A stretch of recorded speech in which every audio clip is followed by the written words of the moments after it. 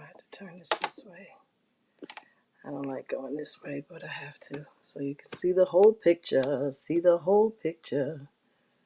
So you can see the whole picture. See the whole picture. Yeah. Here we go.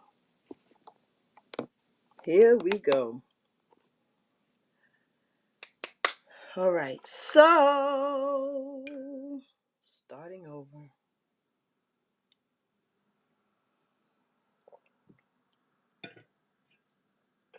Starting over. Let me put this over here. So glad to see everyone on today. It's Tuesday. It is Tuesday, August 2nd. It is my birth month, and I am excited about it. I'm so glad the Lord has kept me. I'm so glad the Lord has kept me. I'm so glad the Lord has kept me. He's kept me, kept me, kept me. Yay! So my birthday is in 17 days. My Cash App is #Tanisha Ronay. Send it. Okay, we want to jump right in because tonight we want to begin our series. We're going to have some guests come in next week and the week after. We're going to talk about starting over, how important starting over is, and the different scenarios and situations in which we need to start over, and what that looks like, how we go about it, and how we handle it. But before we get into it today, our topic tonight is basically starting over when it's your fault. Yeah. I'm the one, I have to cut you with the love knife. But not before I've cut myself. Praise the Lord. So even after I've had to cut myself, I have to go ahead and cut someone else.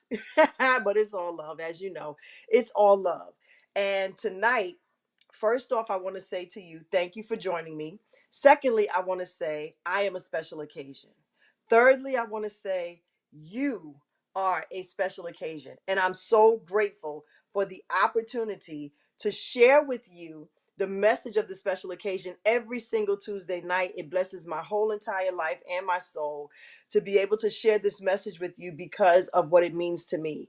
It's so important for us to know that we are special occasions. Ooh, it's so important for us to act like it. Come on now. It's so important for us to live like we are special occasions, but we don't always know how to. Sometimes we need some guidance. We need to learn how to do it because there is a method to it on some level. Um, because we have to be intentional about being special occasions. Being a special occasion means treating yourself better than you've been. Being a special occasion or special occasion behavior, as I call it, it means uh, it means being kind to yourself. It means recognizing that you do not have to put yourself on the back burner for everything.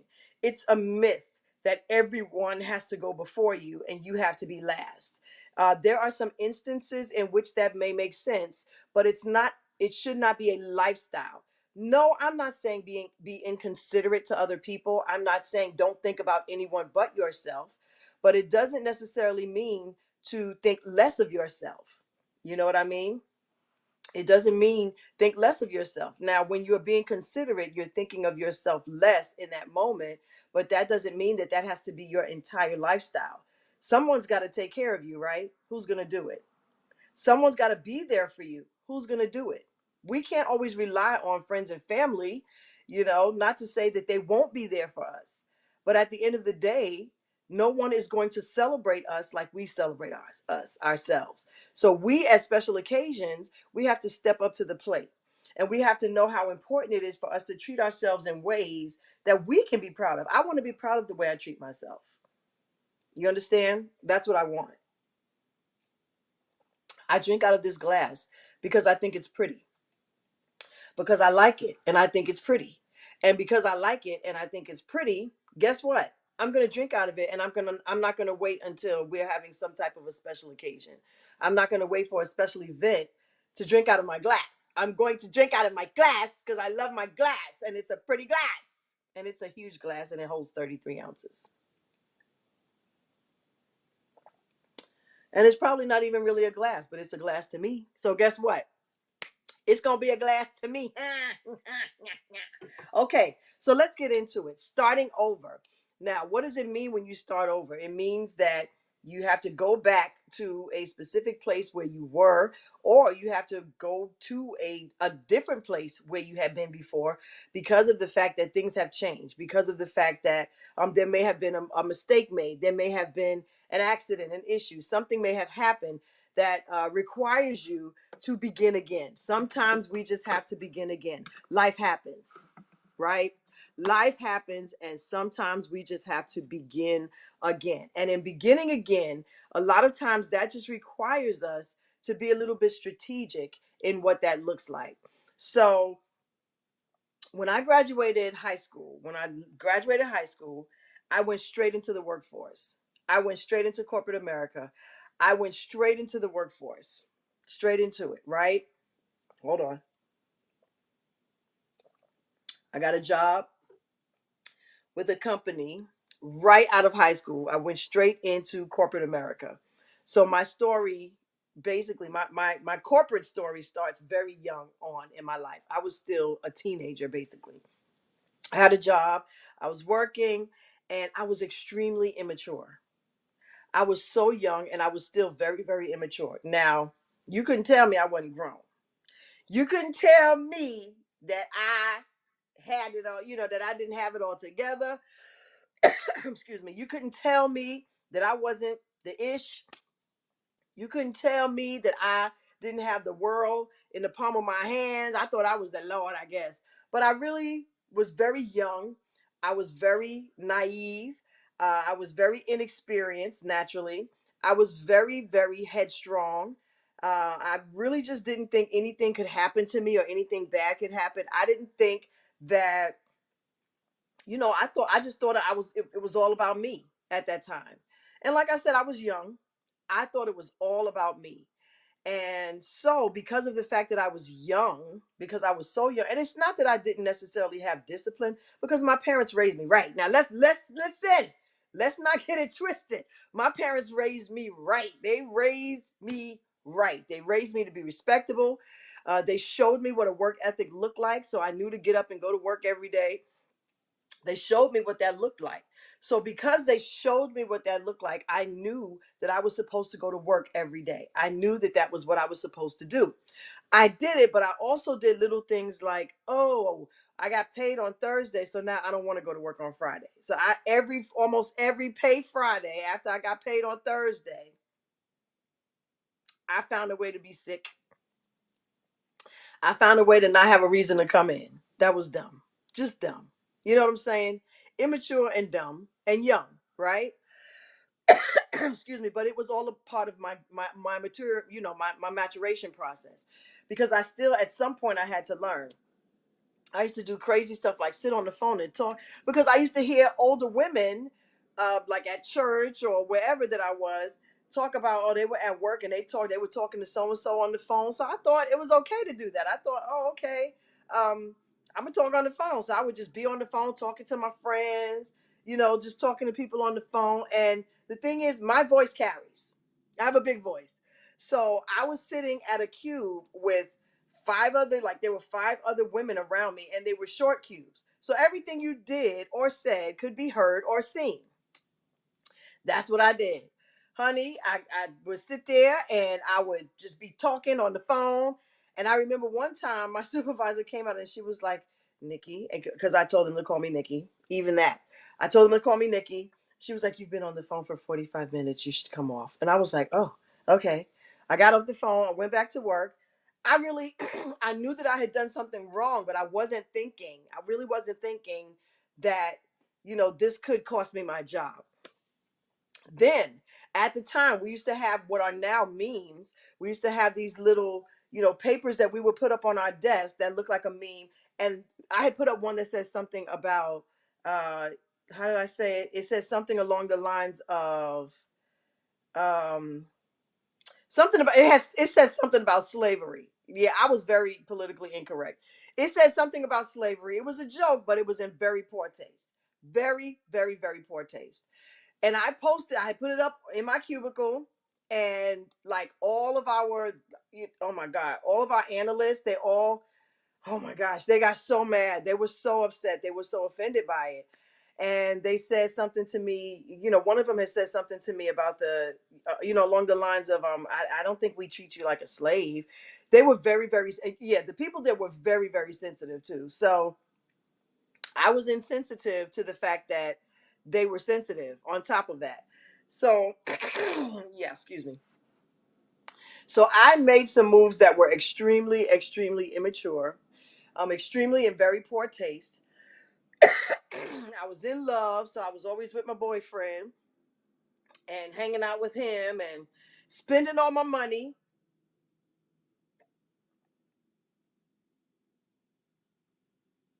on food mostly and junk, taking cabs everywhere in New York, basically, not putting my money away. So very immature.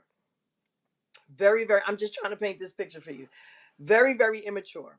Um, I remember almost getting into it with one of the young ladies there because I had said something a little quick, a little, snappy to her one time. She was not happy about that. So, yeah, I was on, apparently I was on one. You know what I mean? I'm just saying, y'all. Thank you so much for joining me, everyone. Apparently I was on one. I really was. And I was very immature. So tell me why it was. Oh, and oh, wait, excuse me. Oh, let's not wait. Hold on. Let me give you the kicker. I graduated, and then in September I started the job. By November, I was pregnant with my son. I'm being very transparent, y'all. By November, I was pregnant with my son. So I just started the job. I'm acting a fool at the job. Now I'm pregnant. Child, what's wrong with Lord have mercy? What is wrong with Tanisha Renee? Okay, so with all that being said, I have a child now, right? Which I guess I'm considered a teen mother because I'm 18. I gave birth to him when I was 19. These people, I have to say that they had the, what's the word I'm looking for? They believed in me on some level. There was something about me that they believed in, that they let me work there for 2 whole years. So when it came time for them to reorg, I was the first one they let go. Jesus help me. I was the first one that they let go. And here me, wait a minute now. And here's me when they said, okay, we're reorging, so we're gonna need to, you're gonna be laid off.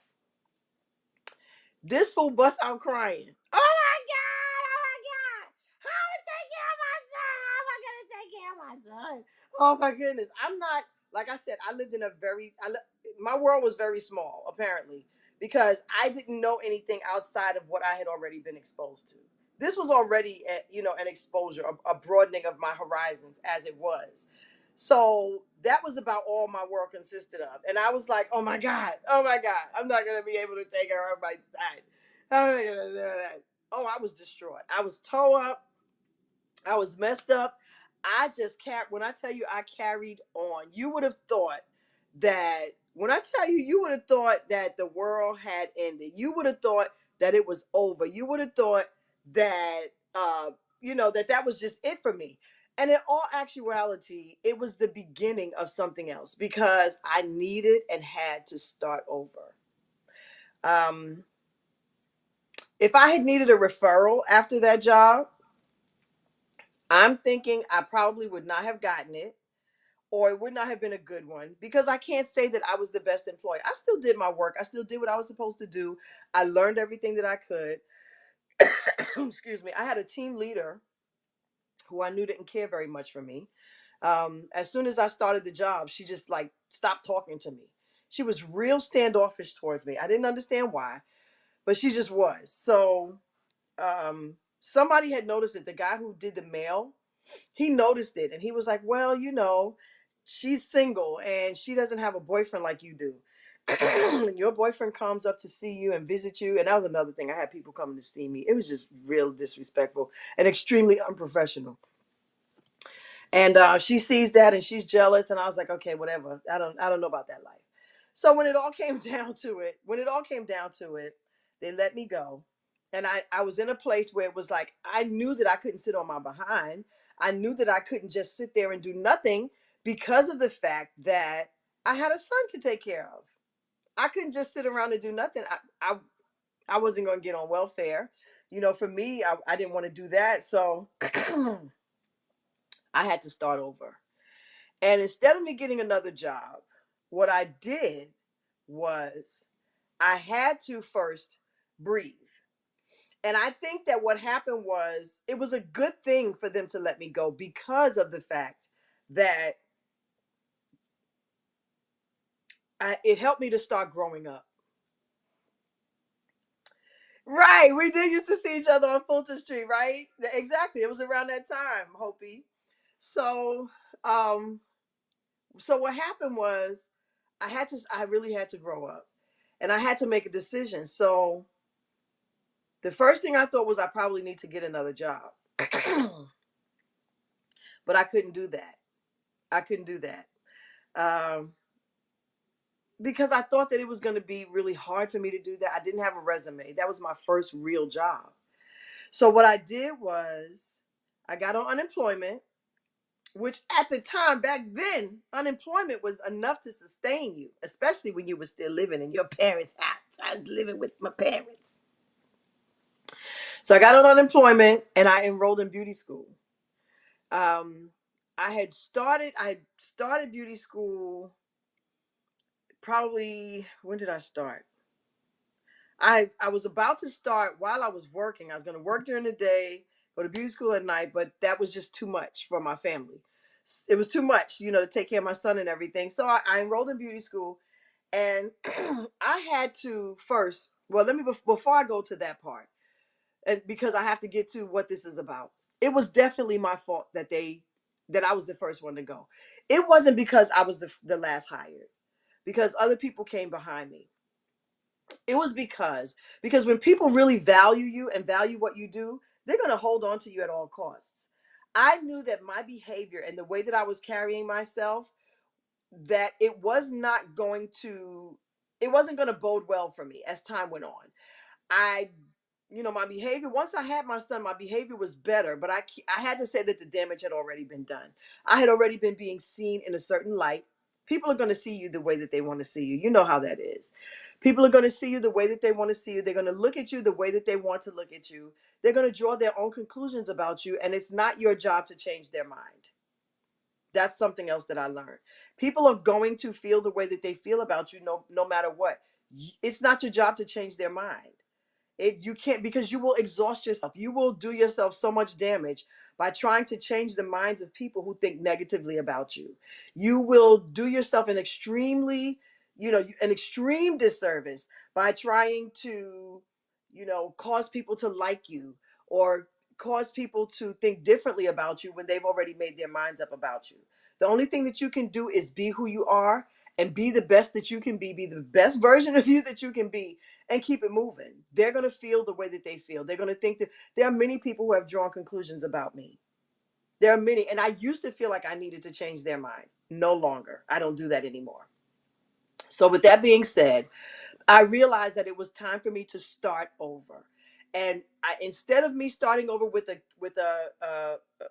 another corporate job, I went to beauty school because now I had the time. I had to find a babysitter for my son, but that worked out. To God be the glory. And I went to beauty school, and that's how I started over. And I, at that point, learned skills. I learned skills in beauty school that I had, how can I say, that I still have with me to this day. I learned disciplines that I still have with me to this day.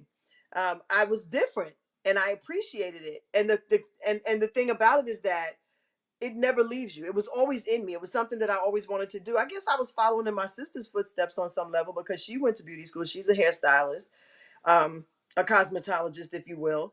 And it was something that I guess in my family, it's just something that we were always good at. Everybody in my family kind of just knows how to do hair on some level. Not like on the high professional level, but we can do it well enough. Everybody knows how to braid or cornrow, ponytail, press and curl. We all know how to do something. You know what I mean? I'm just saying, we are gifted. Hello, we are gifted in that way. So I just wanted to further enhance that. And it became a ministry for me. Doing hair became a ministry for me. And what happened was after I graduated, I was able to stay home. I stayed home and I was doing hair from my house. You know, I was doing hair from my house. And after doing hair from my house, it was like I just reinvented myself. And in reinventing myself, like I said, I was able to create something for myself that I never thought I would be able to do. I would never be able to create. But the blessing is that sometimes when you are starting over, it's not necessarily because you want to. In many cases, it's because you have to, because you don't have a choice, because life pushes you right into it. You know, life pushes you into a place where you have to start over, where things have to begin again, where you have to reimagine and reinvent yourself. And that's exactly what I did. That's exactly what I did. And it was one of the best things I could have ever done because of the fact that I got to meet some great people. I got to be a part of God changing lives through other people by me helping to beautify them and enhance, well, to enhance their beauty. Everyone's already beautiful, but to enhance the beauty that they had already had. Um, there were times when there was nothing greater than to see someone look in the mirror and say things like, "My hair has never looked this good," or to have a client whose hair I had been doing for a period of time, for them to say, "My hair has never grown this long before." Um, to have clients who said, "My hair's never been this healthy," or "Thank you for educating me and letting me know the difference between clipping ends and trimming and when I need either one." You know what I mean? That was a blessing for me. It was one of the greatest reinventions of my life ever. And in starting over, it wasn't easy. I had to do things. I had to really be in a position where I was okay with starting from basically having money, a check coming in every 2 weeks, to getting this little bit of money, this little bit of unemployment money to pay my bills and take care of my son the best that I could. And it worked out. So I think that what needs to happen is that it's important for us when we're in a place where we have to start over from nothing, that we remember that God is with us, that we remember that God will never leave us or forsake us, that He'll always be here for us, that He won't let us take this journey by ourselves, that He won't keep us or put us in a position where we won't be able to move forward. If you have the determination and if you have the source, which is Him, if you have the source and you look to the source, then you'll get the resources. And that's how it was for me. And I was so grateful. So in starting over, when it was my fault, I had to take the onus and I had to say, "Nikki, this really is you. This is you. You chose to be immature." In so many words, you knew better than to be on the phone, sitting on the phone talking. You knew better than to be calling out after every payday. You knew better than to be being lazy. You knew better than to be coming to work late, because I did that too, getting in late. You knew better than to do the things that you were doing. If I had something I wanted to do, oh, I'm sick, and leaving early. It was so many things that I did. And I think that I was also a little traumatized because of the fact that I went from I was a little traumatized because I went from going to school and being off in the summer to working every day through the summer. Like when June became July and I was still going to work every day, I was like, "What? Wait a minute. I'm not usually doing this every day. I'm going to work every day. I have to work every day. It's the summer. I'm supposed to be at home. I'm supposed to be at the beach. I'm supposed to be hanging out with my friends." No, no, no, young lady. And what you don't know is you're going to be pregnant in a couple of months. Guess what? So that was a rude awakening for me, a rude awakening. But the Lord brought me through it. He brought me through it. It was my fault. It was my fault. And I am sure that they were glad to see me go for more than one reason. For more than one reason. I'm sure that my coworkers, I want to just apologize to all of my former coworkers, to all of you. I can't say all the name. I won't say the names, but I'll just say the initials uh, L J A J K J L B. I'm so sorry. I want to apologize to all my coworkers from how many years ago? 32 years ago. I want to apologize to you all. I really apologize to all my coworkers because it was my fault. So I'm just saying, listen, you have to apologize. I'm sorry. I apologize to my coworkers for just acting a fool. But when it's your fault, you just have to. I'm sorry for being stupid. I'm sorry for my immaturity. I'm sorry that you were affected by my immaturity. I am sorry. I apologize. And I should have done better. It was not special occasion behavior. But I had to learn. I had to learn. I had to learn that I'm here for a reason and a purpose. I had to learn that when you go to work, it's about working. I had to learn that when you go to work, you got to be professional. I had to learn. And because of that, because of that, I had to learn a little. It was a tough lesson. It wasn't like learning on the job or learning as you go. It had to be learning after everything crumbled. It had to be learning after everything fell apart. Learning when it's all done. That's what it was about. And I did learn, you know. Well, I didn't learn all the way because there were some other situations and circumstances in which things were my fault due to my immaturity, due to me having an attitude, due to me being emotional. But starting over, God showed mercy and He showed grace. And He said to me, okay, we're going to start over and I'm going to give you another chance to get this right, which I can appreciate it. Starting over from scratch, from nothing. Sometimes it's your fault, special occasion. Sometimes it's your fault when things happen. Sometimes it is just your fault. Sometimes it's because there's something that you did or a decision that you made that was not favorable that brought you to the place where you had to start over, where you had to start from scratch. But the blessing is being able to start over, to start anew, to start afresh, to start over, and to do things better, to be better, to know I am a special occasion and I am going to start over. And when I start over this time, I'm going to be better. I'm going to do things right. I'm going to do things in a way is going to be favorable for me and for others. I am going to act like I'm a special occasion, like I know I'm a special occasion, and it's going to be better. Now, give yourself some grace, but also remember to be real with yourself and be truthful to yourself and know, listen, I did not do this right. I could have done this better. I could have handled this situation much better. I'll know next time. I will know next time. And when you know next time, you do better. So how do we always say, when you know better, you do better, right? So I'm grateful for the opportunity to start over, to have started over. And I'm sure for you, maybe you have needed to start over. Maybe there have been times when there were things and decisions that you made, no one else, decisions that you made that were to your detriment, that, that would cause you to be in a position, a place, and a space where, yeah, and could have affected your future.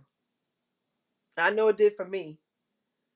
But as a special occasion, starting over, although it's difficult, is not impossible. It's attainable. Although difficult, you can do it. You can get her done. You absolutely can get her done. And I have faith in you and I believe in you. You're not too old to start over. You're not too young. You just have to do it. If there's something to be done, you just have to do it. And you can and you will because you're a special occasion. And I believe in you. I believe in you and me. I do. I really do. So sometimes when it's your fault, you just got to do what you got to do. You got to start over, but it's an opportunity. It's a chance to start over. So I just want to encourage you in that way that if you have to start over, all is not lost. Even when it's your fault, even when it's a decision that you made that was not favorable, that did not look good for you, you can start over. You absolutely can start over anew and afresh. You are a special occasion and you win. Special occasions win. That's what we do. We win. Okay? So, with that being said, I really do hope that this has touched you where you are and has given you some insight. I had to be transparent about my situation. I had to basically give you my testimony so that you could have something to reference and understand, or to remember, how it was in your life. What happened when you had to make the change? What did you do? Are you starting over even now? Did you start over now? Are you starting over now? Are you able to start over? Do you need to start over? Is it because of something you did? So the next time we come on, we're going to be talking about starting over after a failed relationship. We're going to be talking about also in another week starting over when it comes to your career, like, or switching careers. Like for me, this was job loss, but this wasn't necessarily a career switch. Even though it wasn't like a choice. So we're going to talk about that, and I'm looking forward to it. So you're a special occasion, and so am I. We have to know that we're special occasions each and every day, and we have to treat ourselves as such. You are a special occasion and nothing less. It's important for you to see yourself through God's eyes and to love yourself through his heart. He loves you, and he's the one who created you. He's the one who decided that you're a special occasion. I'm just here to confirm it. I don't need to convince you. He's already done. He's already confirmed it. So I want you to know that I'm confirming that you are a special occasion and nothing less. There is nothing that you cannot do. Celebrate yourself each and every day because you're worthy to be celebrated. Celebrate everything that's good about you, acknowledge everything that's not so good about you, and still celebrate you as a whole and entire being. Because as a special occasion, that is who you are. You're complete and you're whole. And anything that needs to be fixed, you can still work on it, but you're still a special occasion. Even working on yourself and bettering yourself is a celebration of who you are as a special occasion. So don't despise that process. I am Tanisha Ronay, also known as Blessed and Moving Forward, also known as Nikki, depending on what setting we're in. And I am a special occasion. I will be back same time, same station next Tuesday. Please join me and please share this broadcast with someone. They need to hear it. You can find me here on YouTube. You can find me on Facebook. I am a special occasion, and so are you. We'll be back same time, same station next Tuesday. Thank you so much for joining me tonight. You're a special occasion, and if you've got to start over, it's all right. You'll get it done. You'll get it done. So until then, be blessed. Keep it moving forward. You are a special occasion. Mwah. I love you. I love you. I love you. I love you.